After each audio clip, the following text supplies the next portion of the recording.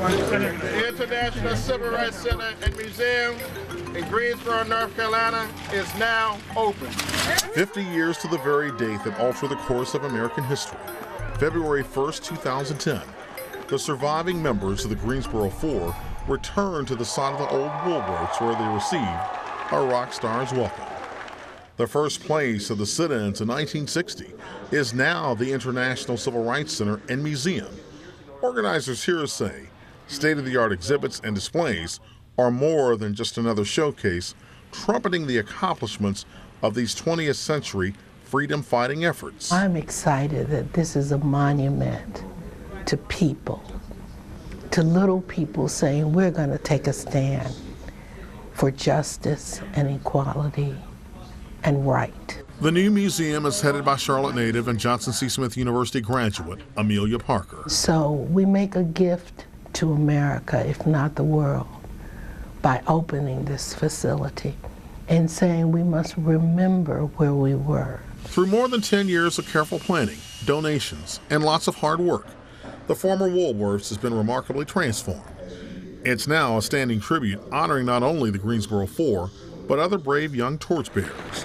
Franklin McCain, Joseph McNeil, and Ezell Blair, now known as Jabril Kazan, see the museum as a place offering renewal, personal introspection, and for McCain, a challenge. That museum says equally significant, or significantly, that you need to take inventory, Franklin, and you need to make an assessment because perhaps you haven't done all that you could have or you should have, and I hope you're not satisfied with what you've done to accomplish in this life.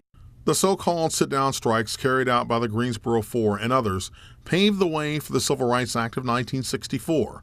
That legislation helped fuel modern-day change in our country, including the election of an African-American president. So help you God? So help me God. Congratulations, Mr. President. And Charlotte would also see its share of change. In 2009, Anthony Fox was elected as Charlotte's second African-American mayor. The city's newest leader recognizes he stands on the very broad shoulders of those who took a seat and refused to give up. By sitting down, they were really standing up for justice and for the type of inclusive society that we want to have. And without individual acts of courage like that, I wouldn't be sitting here today. Acknowledging the moments of this golden anniversary for some like Fox is bittersweet because of society's glaring disparities. There's too much poverty. There's too much disparity in educational performance. And frankly, there's too little conversation about the things that all of us can do, regardless of how much money we have or don't have, to get our kids ready to learn, to get our communities cleaned up, to get things in a position where we can succeed. Disparity trends are constantly tracked by the Foundation for the Carolinas, which is home to the Community Building Initiative. The statistics still indicate racial and ethnic disparity around some very basic statistics, whether it's healthcare, education, incarceration rates. An African-American woman denial rate on a mortgage loan is 17.1% here in this county. For a white woman, it's 5.2%. Patrick Graham is the president and CEO of the Urban League of Central Carolinas. Each year, the National Urban League State of Black America tracks gaps between races. Results from a similar study will be offered by the Charlotte branch later this year. But Graham's preview paints a disappointing picture. In this county, Mecklenburg County, the average median income for a family, an African-American family, is $37,353. The average area median income for a white family is $66,000 plus. We have economic segregation.